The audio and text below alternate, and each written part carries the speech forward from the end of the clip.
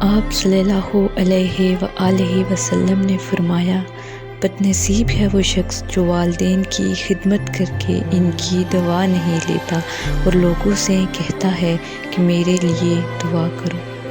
بد نصیب ہے وہ شخص جو فجر کے وقت سویا رہتا ہے اور لوگوں سے تنگی رزق کا شکوہ کرتا ہے۔ بد نصیب ہے وہ شخص جو عشاء کی نماز نہیں پڑھتا اور پرسکون نیند کا طلبگار ہے۔ بد نصیب ہے وہ شخص جس نے ماہ رمضان کو پایا اور وہ اللہ کو راضی نہ کر سکا۔ امیدوں کا طویل ہو جانا بھی بدبختی کی علامت ہے۔ کتنا بدبخت ہے وہ شخص جو دنیا سے لمبی امیدیں لگائے بیٹھا ہے۔ بدقسمت ہے وہ شخص جو اپنے گناہ کو گناہ ہی نہیں سمجھتا۔ آپ صلی اللہ علیہ وآلہ وسلم نے یہ بھی فرمایا کہ جس نے میری حدیث سنی اور دوسروں تک پہنچائی، قیامت کے دن اس کے لیے میری شفاعت واجب ہوگی۔ سبحان اللہ۔